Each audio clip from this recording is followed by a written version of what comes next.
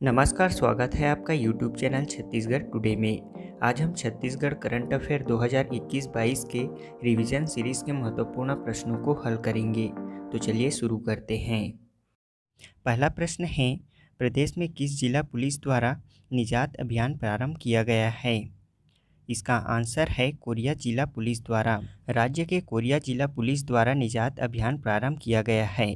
यह अभियान बेहतर कानून व्यवस्था के साथ साथ सामाजिक क्षेत्र में नशे के खिलाफ भी अभियान है। इस अभियान में अच्छे कार्य करने वाले पुलिस कर्मियों को सम्मानित भी किया जा रहा है। अगला प्रश्न है, प्रदेश में प्रारंभ किया गया अभिव्यक्ति ऐप किस विषय से संबंधित है?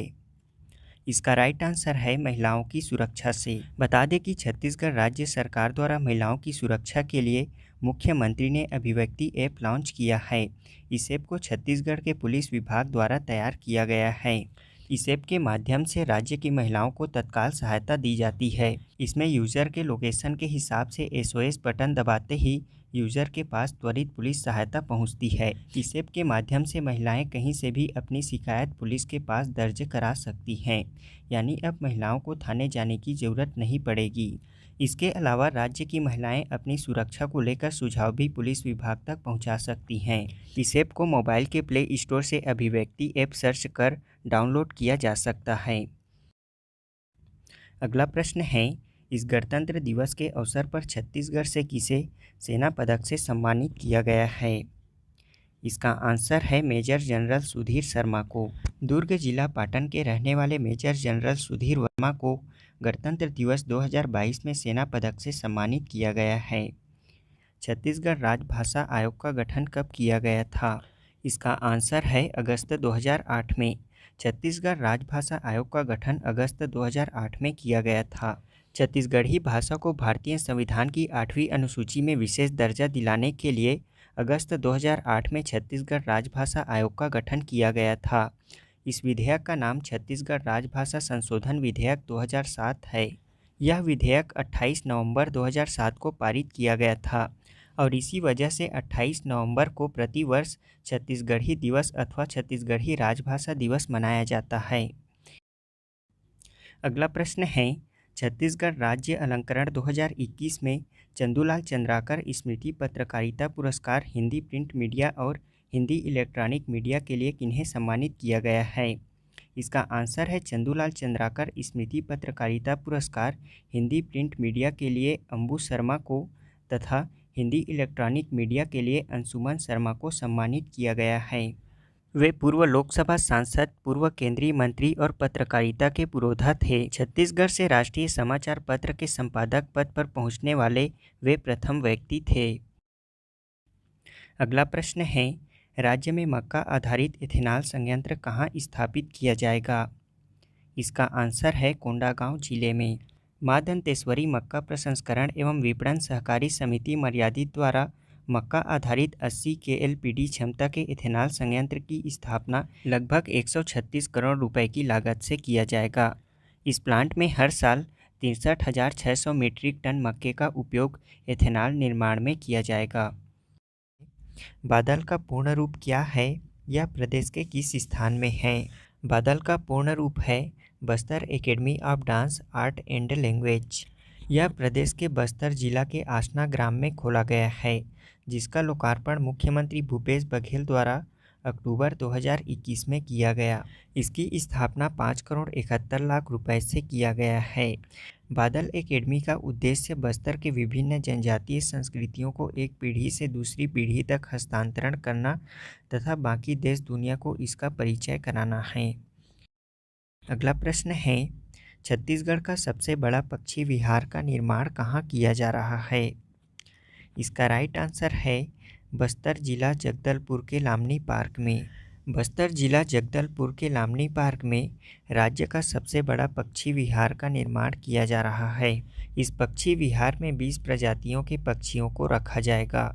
वन विभाग द्वारा मलेशिया में स्थित पक्षी विहार की तर्ज पर इसका निर्माण करवाया जा रहा है। अगला प्रश्न है, राज्य में पर्वतारोहण अकादमी कहाँ खोली जाएगी? इसका आंसर है बस्तर में। प्रदेश में एडवेंचर स्पोर्ट्स को बढ़ावा देने के लिए जल्द ही पर्वतारोहण अकादमी खोली जाएगी। यह अकादमी बस्तर में शुरू होगी। उन्नति परियोजना किससे संबंधित है? इसका आंसर है मनरेगा श्रमिकों के कौशल उन्नयन से। ग्रामीण विकास मंत्रालय द्वारा शुरू किए गए उन्नति परियोजना का उद्देश्य मनरेगा श्रमिकों को कौशल उन्नयन का प्रशिक्षण देना है। प्रदेश में इस परियोजना के माध्यम से मनरेगा श्रमिकों के कौशल उन्नयन किया जा रहा है। इसमें 45 वर्ष से अधिकतम आयु की सीमा तय की गई है। इसमें श्रमिकों के 45 वर्ष की अधिकतम आयु सीमा तय की गई है। अगला प्रश्न है, छत्तीसगढ़ में प्रधानमंत्री फसल बीमा योजना किस वर्ष से लागू किया गया है? इसका आंसर है वित्तीय वर्ष 2016-17 से। छत्तीसगढ़ में प्रधानमंत्री फसल बीमा योजना वित्तीय वर्ष 2016-17 से लागू किया गया है। योजना के तहत खरीफ फसलों के लिए 2% कृषक प्रीमियम राशि निर्धारित है। प्रदेश के सभी जिलों में खरीफ मौसम 2017 से प्रधानमंत्री फसल बीमा योजना लागू कर दी गई है। इसके तहत मुख्य फसल में धान सिंचित और धान असिंचित को शामिल किया गया है। इसके साथ ही मक्का, सोयाबीन, मूंगफली, अरहर, मूंग और उड़द को बीमा दायरे में लाया गया है। इसके बीमा योजना के लिए ग्राम पंचायतों को इकाई बनाया गया है। इसमें प्रीमियम राशि का 50-50% के मान से केंद्र और राज्य सरकार की ओर से अनुदान के रूप में दिया जाता है। अगला प्रश्न है, छत्तीसगढ़ में लघु एवं सीमांत किसानों को फव्वारे स्प्रिंकलर के लिए दी जाने वाली अनुदान राशि में केंद्र सरकार का योगदान कितना प्रतिशत है? इसका आंसर है 35%। प्रदेश में लघु एवं सीमांत किसानों को फव्वारे स्प्रिंकलर के लिए दी जाने वाली अनुदान राशि में केंद्र सरकार का योगदान 35% है। छत्तीसगढ़ में शाकंभरी योजना कब से चलाई जा रही है? इसका राइट आंसर है ऑप्शन बी, 2005 से। छत्तीसगढ़ शासन द्वारा 2005 से लघु एवं सीमांत वर्ग के किसानों के लिए स्वयं सिंचाई संसाधन विकास हेतु शाकंभरी योजना चलाई जा रही है, जिसमें किसानों को 5 HP तक के पंप पर 75% अनुदान तथा कूप निर्माण पर 50% अनुदान दिया जाता है। अगला प्रश्न है, छत्तीसगढ़ में किसानों को 5 HP तक के पंप पर कितना प्रतिशत अनुदान दिया जाता है? इसका राइट आंसर है ऑप्शन बी, 75%। राज्य में किसानों को 5 HP तक के पंप पर 75% अनुदान दिया जाता है। अगला प्रश्न है, छत्तीसगढ़ में शून्य ब्याज पर कृषि ऋण किसानों को किस वर्ष से दिया जा रहा है? इसका राइट आंसर है ऑप्शन बी, 2014-15 से। छत्तीसगढ़ में किसानों को शून्य ब्याज पर कृषि ऋण 2014-15 से दिया जा रहा है। बता दें कि मुख्यमंत्री भूपेश बघेल की घोषणा के बाद अब लाख उत्पादक किसान व समूहों के लिए अल्पकालीन ऋण लेने का रास्ता भी साफ हो गया है। इसके तहत लाख उत्पादक समूह को अधिकतम 2 लाख रुपए और व्यक्तिगत रूप से किसान 50,000 रुपये का अल्पकालीन ऋण ले सकते हैं। यह ऋण शून्य ब्याज दर पर प्रदान किया जाएगा। अगला प्रश्न है, छत्तीसगढ़ में कौशल विकास योजना किस वर्ष से लागू किया गया है? इसका राइट आंसर है ऑप्शन ए, 2013 से। छत्तीसगढ़ में कौशल विकास योजना 2013 से लागू किया गया है। बता दें कि छत्तीसगढ़ राज्य युवाओं को कौशल विकास का अधिकार देने वाला देश का पहला राज्य है। प्रदेश में कौशल विकास योजना अगस्त 2013 से लागू है। युवाओं के लिए कौशल विकास प्रदान करने के प्रावधान के अंतर्गत 15 से 45 वर्ष के बीच किसी भी व्यक्ति को कौशल विकास में प्रशिक्षण की मांग करने पर राज्य सरकार द्वारा 90 दिनों के भीतर ही प्रदान किया जाता है। इस मिशन के तहत 2022 तक 12.5 लाख युवाओं को प्रशिक्षित करने का लक्ष्य रखा गया है। ऑपरेशन प्रहार क्या है? ऑपरेशन प्रहार छत्तीसगढ़ के बस्तर से नक्सलियों को मार गिराने के लिए चलाया गया एक अभियान है। इसे 22 जून 2017 को प्रारंभ किया गया था।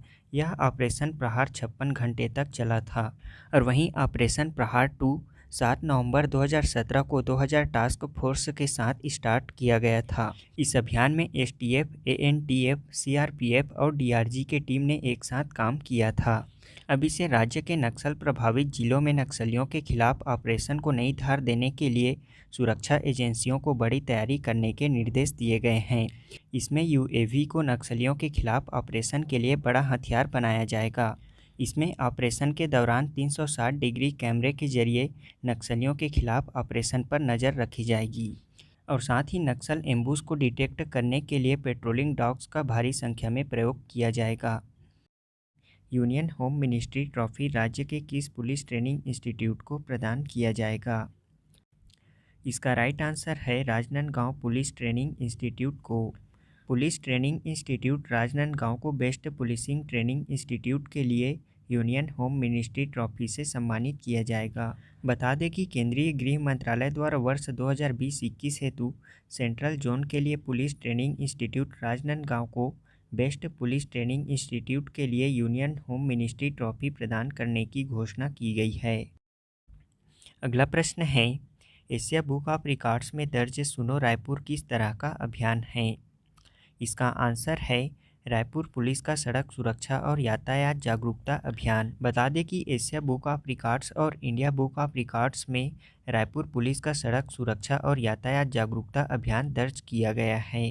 रायपुर पुलिस द्वारा सुनो रायपुर की थीम पर 26 दिसंबर 2021 से 1 जनवरी 2022 तक सप्ताह भर इसका आयोजन किया गया था। इस अभियान में रायपुर के 1 लाख से अधिक नागरिकों ने सड़क सुरक्षा का संकल्प लेकर रिकॉर्ड बनाया था। अगला प्रश्न है, प्रदेश के किन किन स्थानों में माघ पूर्णिमा पर मेले का आयोजन किया जाता है? इसका आंसर है राजिम का मेला, सिरपुर का मेला, शिवरी नारायण का मेला और दामाखेड़ा और कुदुरमाल का मेला। ये मेले माघ पूर्णिमा से प्रारंभ होकर महाशिवरात्रि तक चलते हैं। राजिम का मेला महानदी पैरी सोढ़ूर त्रिवेणी संगम पर आयोजित होता है। यहाँ प्रसिद्ध राजीव लोचन मंदिर में भगवान विष्णु की प्रतिष्ठित मूर्ति है। यहाँ संगम के मध्य में कुलेश्वर महादेव का विशाल मंदिर भी स्थित है। इसे छत्तीसगढ़ के प्रयाग के नाम से जाना जाता है। सिरपुर का मेला भी महासमुंद जिले में महानदी के तट पर सिरपुर में आयोजित किया जाता है। इसे प्राचीन काल में श्रीपुर के नाम से जाना जाता था। यहाँ प्रसिद्ध लक्ष्मण मंदिर स्थित है। इस मंदिर का निर्माण सोम अथवा पांडु वंश के शासनकाल में वाष्टा देवी द्वारा करवाया गया था। यह मंदिर भगवान विष्णु को समर्पित है, जिसे नागर शैली में बनवाया गया था। अगला है शिवरी नारायण का मेला। यह जांजगीर चांपा जिले में महानदी शिवनाथ और जोंक नदी के त्रिवेणी संगम पर आयोजित होता है। सिरपुर महोत्सव का प्रारंभ कब से किया जा रहा है? इसका आंसर है सन 2006 से। इसे प्रदेश के तत्कालीन मुख्यमंत्री डॉक्टर रमन सिंह और संस्कृति एवं पर्यटन मंत्री बृजमोहन अग्रवाल की विशेष पहल पर तथा स्थानीय लोगों के मांग के आधार पर वर्ष 2006 से सिरपुर महोत्सव का आयोजन किया जा रहा है। अगला प्रश्न है, कोपरा जलाशय का निर्माण कब किया गया था? इसका आंसर है सन 1993 में। कोपरा जलाशय का निर्माण बिलासपुर जिला क्षेत्र में महानदी बेसिन पर सन 1993 में किया गया था। इसका उद्देश्य आसपास के कृषि क्षेत्रों को सिंचाई की सुविधा उपलब्ध करवाना था। इस जलाशय में कम गहराई का पानी बतख प्रजाति और स्टार्क प्रजाति के पक्षियों के लिए अनुकूल माना जाता है। जमीन और पानी की उपलब्धता वाला यह क्षेत्र पक्षियों के रहवास के रूप में सर्वाधिक उपयुक्त है। इसी कारण यहाँ अब तक 150 से ज़्यादा प्रकार के प्रजातियों के पक्षियों की गणना की जा चुकी है। छत्तीसगढ़ सरकार द्वारा खरखरा जलाशय का नाम परिवर्तन कर किनके नाम पर करने की घोषणा की गई है? इसका आंसर है राजीव गांधी के नाम पर। छत्तीसगढ़ सरकार द्वारा खरखरा जलाशय का नाम परिवर्तन कर राजीव गांधी के नाम पर करने की घोषणा की गई है। बता दें कि खरखरा जलाशय खरखरा नदी पर बालोद जिले में स्थित है। यह एक मिट्टी निर्मित बांध है। इसकी स्थापना सन 1967 में की गई थी। अगला प्रश्न है, प्रदेश में भाटीगढ़ का मेला कहाँ व किस अवसर पर आयोजित किया जाता है? इसका आंसर है प्रदेश में भाटीगढ़ अथवा भातृत्वगढ़ का मेला गरियाबंद जिले में माघ पूर्णिमा के अवसर पर आयोजित किया जाता है। यहाँ भातृगढ़ की पहाड़ी पर पैरी नदी का उद्गम स्थल और पैरी देवी मंदिर स्थित है। प्रदेश में छिन्नार पुल का निर्माण किस नदी पर किया गया है? इसका आंसर है इंद्रावती नदी पर। प्रदेश में छिन्नार पुल का निर्माण इंद्रावती नदी पर किया गया है। इसे दंतेवाड़ा जिले के ग्राम छिन्नार में 47 करोड़ रुपए की लागत से बनाया गया है। इस पुल का नाम पुलगांव के दिवंगत सरपंच के नाम पर रखा जाएगा। अगला प्रश्न है, छत्तीसगढ़ सरकार द्वारा प्रदेश के किस स्थान में विशेष जेल का निर्माण किया जाएगा? इसका आंसर है रायपुर जिले के आरंग विकासखंड अंतर्गत ग्राम गोढ़ी में। रायपुर जिले के आरंग विकासखंड अंतर्गत ग्राम गोढ़ी में करीब 85 एकड़ भूमि में विशेष जेल का निर्माण किया जाएगा। इस जेल में 5000 बंदियों को रखा जा सकेगा। अगला प्रश्न है, सैयद मोदी अंतर्राष्ट्रीय बैडमिंटन चैंपियनशिप के मिश्रित युगल खिताब में जीत हासिल करने वाले छत्तीसगढ़ के खिलाड़ी का क्या नाम है? इसका आंसर है ईशान भटनागर। सैयद मोदी अंतर्राष्ट्रीय बैडमिंटन चैंपियनशिप मिश्रित युगल खिताब में रायपुर के ईशान भटनागर ने खिताब जीता है। इस टूर्नामेंट में ईशान भटनागर ने सैयद मोदी अंतर्राष्ट्रीय चैंपियनशिप खिताब जीतने वाले छत्तीसगढ़ के पहले खिलाड़ी होने का गौरव हासिल किया है।